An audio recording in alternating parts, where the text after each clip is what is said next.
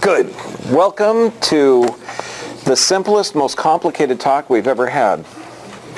And I know it sounds crazy, but this is a method of listening beyond the words, because it's true. I mean, if somebody is just talking to you, they're not trying to just communicate words. They're trying to communicate feelings, what they're feeling, what they're needing, and also to connect. Okay, now I was turned on to this and Dr. Marshall Rosenberg, and I'm not an instructor in it. I've just gone to about 5 or 6 seminars. I've read 3 of his books.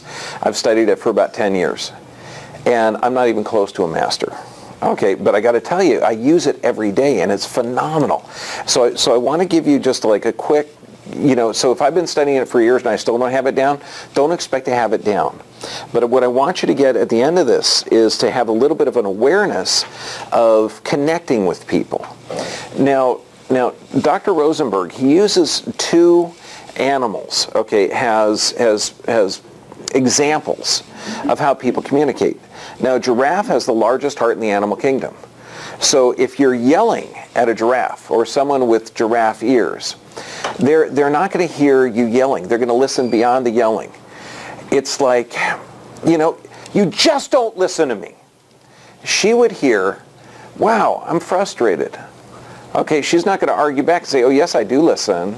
Okay, that's not going to work. Okay, so it's listening beyond that. Now, a jackal responds quick. And so he uses a jackal. It's not angry or mean, but they respond not without thinking, but more directly. Like a real mean thing to say. And he brings this up in one argument. Husband and wife are arguing, and they're heated argument. Has anyone ever been in here in a lover relationship and had an argument? Okay, just checking. Okay, so you can identify with this. Okay, so you're in the heat of passion. You're yelling and screaming. Okay, you're trying to get your point across, and a jackal response, which is nasty. Do you love me? Okay, yeah, at the heat of the argument, do you? No. If you're going to answer honestly, and so the honest answer, or what a giraffe would answer, is say, at this moment, no, I really don't love you, but ask me again in 10 minutes. Feelings change. Okay, so the most important part of this, though, is that everybody's trying to make life more wonderful. And to approach life without judgment is huge. It gives you connection. And here's some tools, because this is just the tools to go over. It's only 4 things that you got to do. Observe without judgment. Okay, and this is the highest form of intellect, to observe without judgment. Okay, the second part is to feelings, to express your feelings. Yes, that means guys and girls, okay, expressing your feelings. And I actually have on the back of our sheet feelings, because a lot of people aren't, comfortable with expressing them. Feelings that you're going to feel when your needs are met and when they're not met. Okay, so this way you can kind of identify it. And also needs, and this is clear choices. This is what you're needing at the moment. We're going to go over what each one of these means. And a request. Now, a request is huge. So you observe feelings, needs, and requests. It sounds pretty simple, doesn't it? Yeah. Okay. Now, underlying this, all people are trying to communicate is please or thank you. So if you hold this, you're going to get a connection with the most frustrating person that you could possibly deal with. You're going to actually develop a connection, and then you're going to find out that they are wonderful. Okay, so observations, feelings, needs, and requests. Everybody's trying to make life more wonderful. Okay, and the only 2 things people are trying to communicate is please or thank you.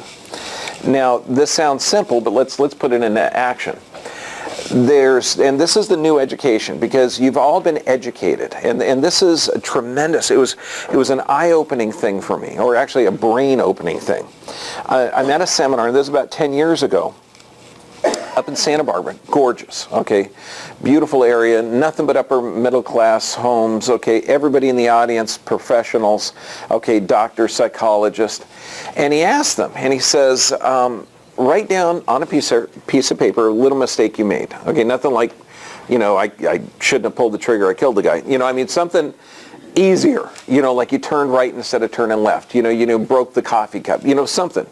And then write down underneath it how you educated yourself. Okay, and I think, wow, this is a cool experiment. And then they go around and they start asking people, do you know what these professional people educated themselves? How they did it? Dumbass, stupid, you do it every time. Why do you think? And all of a sudden I'm going, my God, they're so cruel to each other. But I mean to themselves. And so his point is, if we're that cruel to ourselves, how are we going to connect with others? And it's because of our training. If you start to realize there's no rightness or wrongness, okay, you're observing without judgment. And what happens is in the Jacko world, everything is right or wrong, and it's measured. You talk too little, you talk too much. Okay, really? Isn't that a judgment? Okay, it's like Mozart's music, too many notes. Okay, no, it's not true. And when we do this, there's no punishment or reward.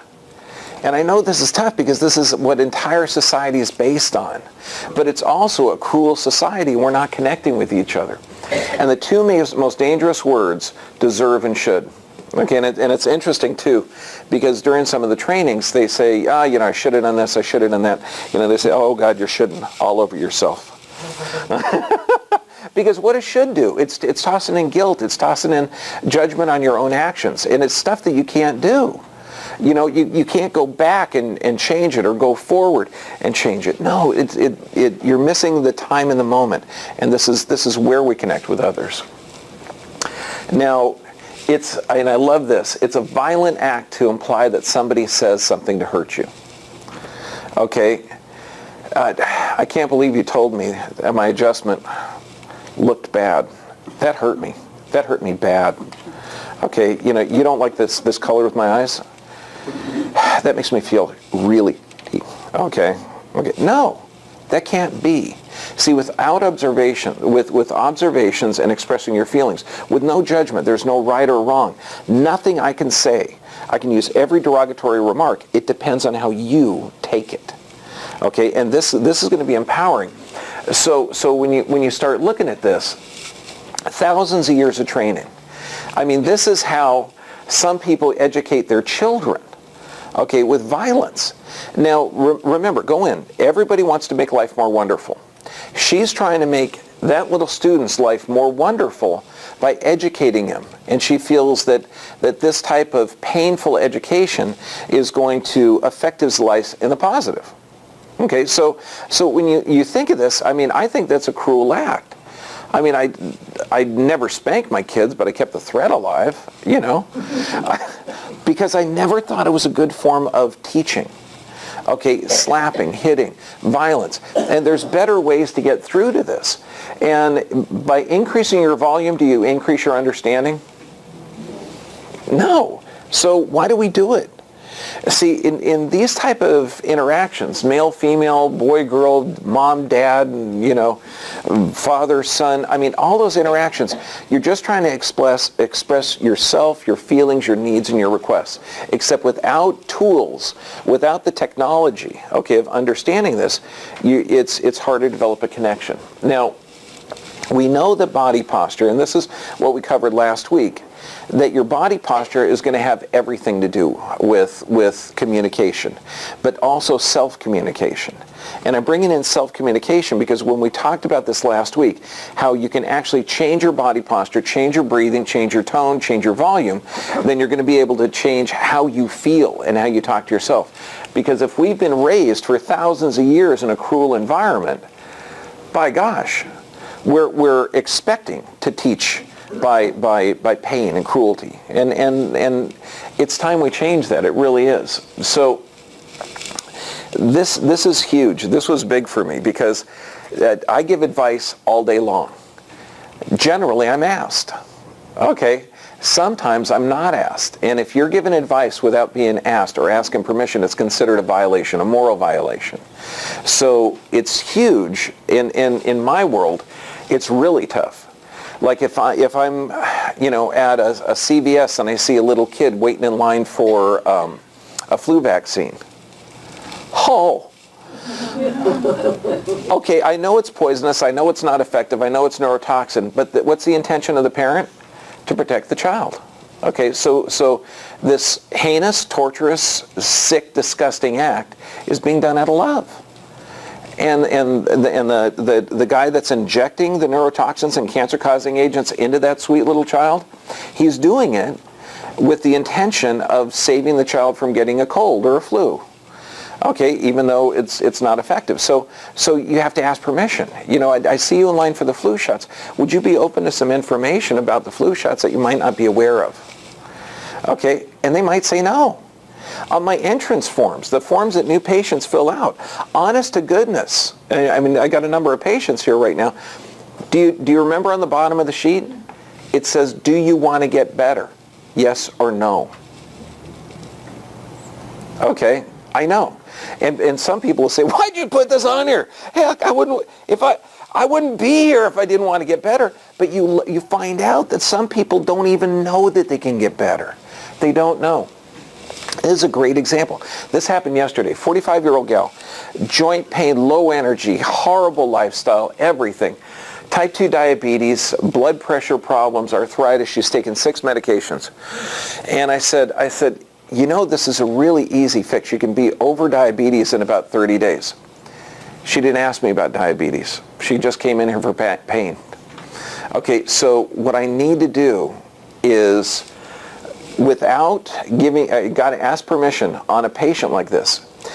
I'm never going to get her out of pain if she's taken 6 medications. Okay, that's just poisoning herself. And if she changes her lifestyle to where it's correctable, then beautiful. So what I need to do is do that feelings, needs, and requests. Okay, so direct observation. You're taking multiple medications that are affecting your body. Some of the negative, some of the positive. Okay, totally without judgment, right? I'm not saying your doctor's an idiot, this is foolish that you're doing this, you're taking poisonous products. Okay, so observations, feelings. I'm feeling a little frustrated because I'm doing the adjustments and your body is not going to get the optimal results because you're being intoxicated by these substances. Your metabolic processes are being slowed down. Okay, needs. Okay, I'm really needing you to do tiny little diet changes in order to get the optimal function out. Okay, requests. I'm going to give her some suggestions. Okay, like coconut water or blending or something like that.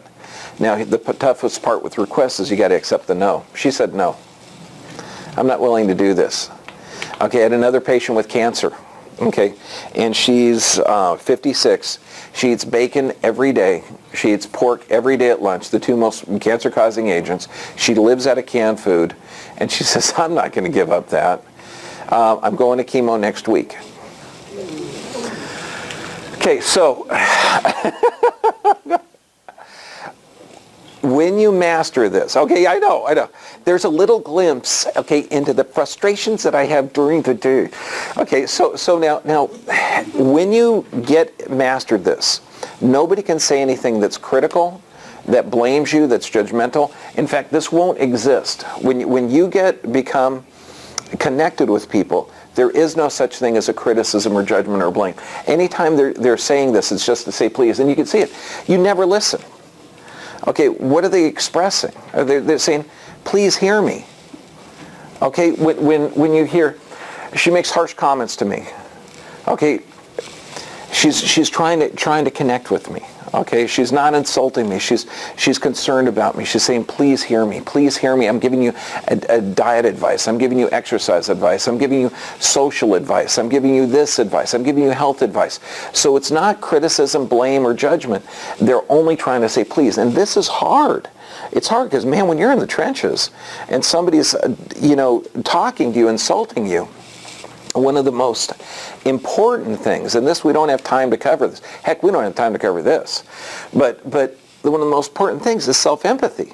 When somebody hits you with something verbal that's unfair and that's not right, you got to take a second, take a deep breath, get a little self-empathy and say, that didn't feel real fair. Okay? And then you take a minute and you look at the meaning behind what they were saying. So the gal that eats pork every day for every meal and is going for chemotherapy instead of changing her lifestyle, I'm really not feeling heard. Okay, so what's cool is that's all you're ever going to hear. And when you look at this part, observation, and this is truly, without a doubt, the highest form of intellect is to observe without judgment. Okay, and there is no such thing as good, right, wrong, bad, appropriate, inappropriate. There's nothing. There's absolutely no judgments. I mean, if someone was doing, there's a bar a couple of doors away here, and I can't tell you what type of people come in. And, if they're inebriated, they might, not have the appropriate social graces that you might normally think. Okay, but their behavior, they're trying to make life more wonderful. They're doing adult beverages, they're having a good time, they come over here and they want to share. So to do this, but when you're, because you're going to hear this in every conversation. He talks too much, he talks too little, he has a big mouth, he doesn't, all of these things, those aren't observations.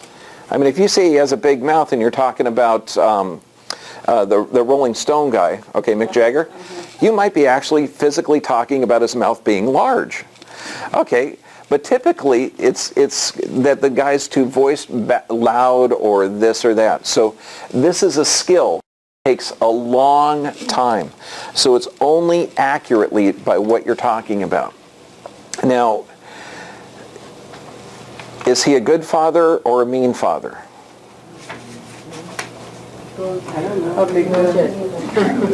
I'm sorry. You're giving me judgments. I'm sorry. I know, that was cruel. Just messing with you. Just seeing if you're paying attention. No, there's no good or there's no bad. Okay, but is he trying to make the child's life more wonderful? Yes. Yeah, he's trying to instruct in the ways that the only way that he knows. Okay, even though I could teach him a few other methods that might be more effective in getting his end result without causing harm to the child. Okay, and it might be even better. In the book Nonviolent Communication, Dr. Rosenberg talks about how in Rwanda they had a political faction that was trying to change the climate. Okay, and their methods were to take the children and cut their arms off and put them in piles at the end of the village. Now, I like kids, okay, and I'm like overprotective. So I think this is the most horrible, heinous crime that you could possibly do. Their methods worked. The political climate changed. Now, could they have found something better without mutilating the children? Absolutely. So now Dr. Rosenberg has to go in there, and he's putting neighbors together knowing that this neighbor mutilated their kid. So what do? Do they kill him? Do we start a civil war? Do we keep killing each relative? Oh, you killed my cousin, then I'm going to kill you. It's a never-ending thing. So it's time to stop, and that's where you have to listen beyond the words. Okay, and don't hurt kids. Okay, now judgment. This is one of the things that's kept us alive, and we still do it. Okay, I look at the weather to judge if it's safe to go sailing. Okay, if I'm walking down a dark alleyway in Chicago, okay, is it safe? It's just smart. Okay, and it's stuff that we've always come up with. Okay, but there's also the counterproductive of there. If you're judging people and how they look or how they act or how they talk, okay, you're going to be limiting your connection with them, and that's hugely dangerous and damning. So to approach life without complete judgment is unsafe, but to approach people without judgment is brilliant. Okay, now I had an event. This was about 9 years ago. Okay, now here he is. My son, 18 years old, joins the Army. Okay, now I'm thinking, we're at a time of war. You're joining the Rangers. Okay, this is, in my brain, he's going to die. He's going to go in there, get a bunch of vaccines. This is the worst thing in the world. So I'm thinking, oh, do I need self-empathy?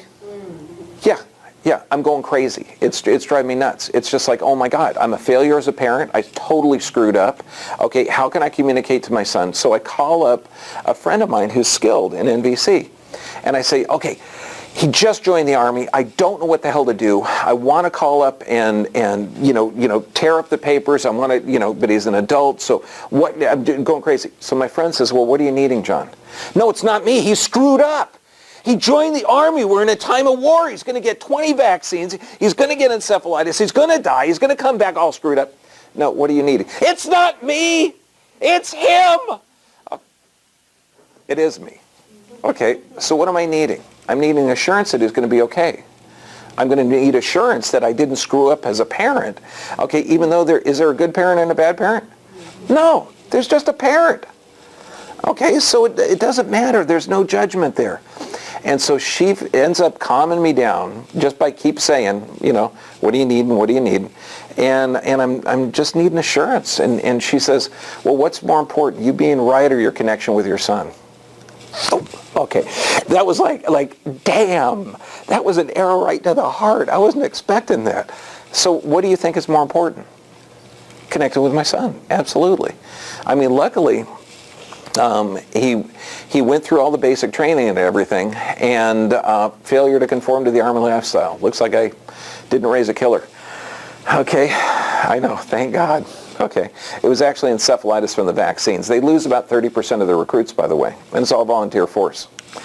Yeah, interesting. Now, here's a gal, 80 years old. Now, this is a disaster waiting to happen. Disaster waiting to happen. She has no pain. She came in with high blood pressure. She's not taking any medications.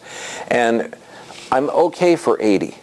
I'm thinking, my God, 80 years old, you should be out windsurfing. You should be out playing. This is ridiculous. You shouldn't be saying, yes, I'm really good for 80, although I'm frail and I don't have a lot of, strength and I'm not working really well and my bowels are moving pretty bad. And, it's like, hon. So first off, I'm frustrated that she has no goals for herself. She thinks, how much longer am I going to live? 3-4 years? Oh my God. Do you want to live in an assisted living center? Do you want to? I mean, I got patients in their late 90s. They'd love to take 18 years off and be a spry young 80-year-old. Have that vim and vigor. Okay, so I've got to communicate to her. Again, observations.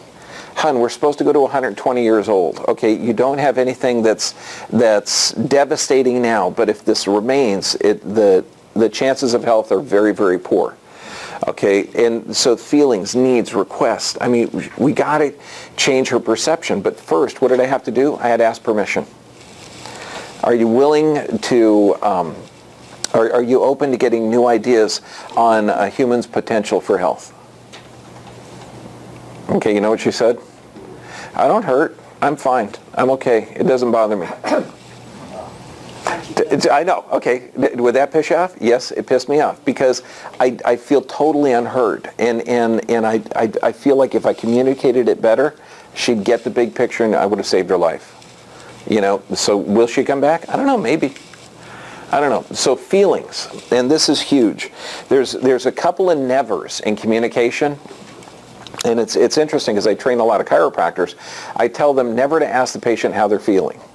And it's not to be cruel, but it's not accurate when it comes to physiology. You're only aware of 10% of your nerves. However, you never, during an argument, say, how are you feeling? That's crazy. What you want to do in the heat of an argument or in the heat of a discussion, when somebody says, you don't listen, you're all of this stuff. When you said that, I was so hurt. When you any type of discussion like that, you don't respond to this. I feel hurt when you say that. Well, that's not what I meant. Oh, good. You have a fire, you want to pour gasoline on it? No. You go fishing. Okay, and what I mean when you go fishing, if somebody says, I feel hurt when you said that, okay, you go in and say, well, are you feeling hurt because you're needing this? Are you feeling hurt because of this? Are you feeling hurt because of that? Okay, not because of what you said, but because they're needing something. Okay, find out the need. Find out the need behind the feeling, and that's everything. Because behind every feeling, there's a need. And so when you look at this, what feelings are happening when your needs are met and when they're not met. Okay, so this is going to give you a clue. Depression, anxiety, delight, serene, blissful, suspicious, terrified, edgy, fidgety, worried. My gosh, if you look at some of these words on the sheet, okay, it's okay, we have a medication for that. No, it's just the needs aren't being met. I mean, the society that drugs feelings is so beyond sick. And that's not judgmental, that's an observation, because we have 50% of our kids are diagnosed with a chronic illness or disease. So it's not a judgment. Okay, it's an actual fact. So this is going to give you a clue to that the needs aren't met. And so when you're communicating, go fishing. You never want to say, are you feeling hurt because of what I said? No, because that's crazy. Because you can't say anything that's going to upset a person. Okay, they have to accept it. Okay, you could say, I have funny looking shoes. God, that's horrible, man. How could you say that to me? Okay. I'm going to think, he's a nice guy, he's a brilliant doctor. Okay. Obviously, we have different tastes in shoes, and these are biomechanically perfect. Perhaps, if you're open to more, some different information about footwear, I'd be happy to talk to you. I like my shoes. So these feelings, and the more you identify with what you're feeling, okay, and I know it's tough because we're in a culture where if you're too happy, no problem, we got a drug. If you're too sad, we got a drug, okay? Okay, if you're manic depressive, we got a drug. If you're any kind, we got a drug, okay? So we're trying to suppress our feelings, so we need to change that. Look at these feelings, and then the needs are incredible. If you can really identify what you're needing, you're going to have such a connection. Meaning, autonomy. Autonomy, the ability to make a decision for yourself, is the number one reason children go to see a psychiatrist. And that's insane. We have to empower our spouses or our friends or our co-workers or our children. And if we empower them, oh my gosh, look at the connection. Affection, belonging, caring. I mean, if these needs were met, would the world be a better place? Okay, and using these tools, and this is, a half hour, 40 minutes, okay, into something that I've been studying 10 years and I'm still not a master of. But at least it's going to give you some technologies. And do we all have a need to play? Absolutely. You have to play.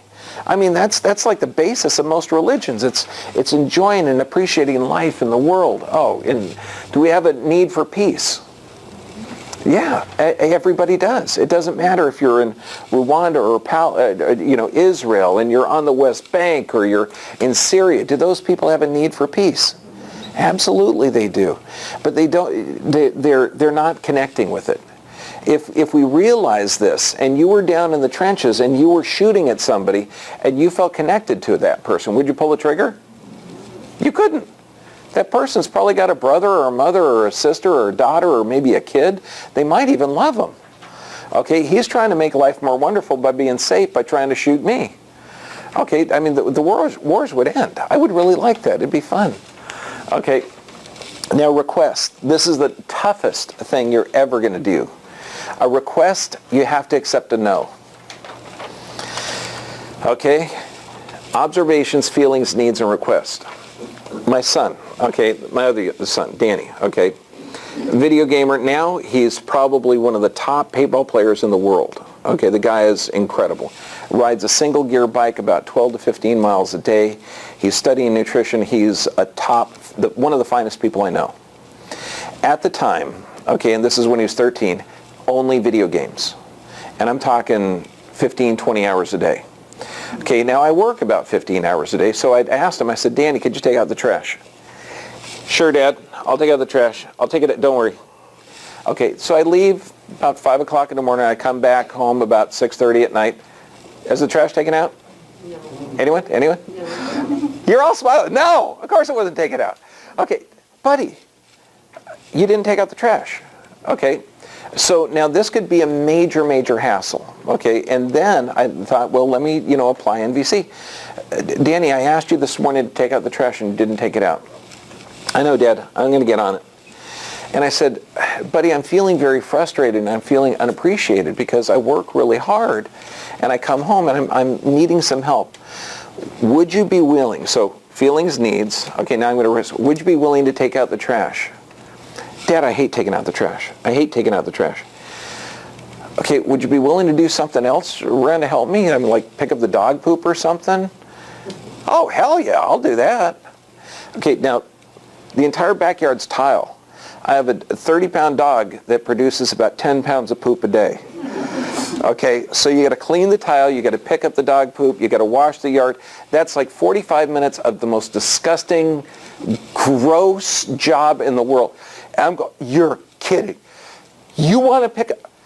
Okay, I'll take out the trash. Backyard's been immaculate forever. Okay, I couldn't be happier. But for some reason, it just blew me away.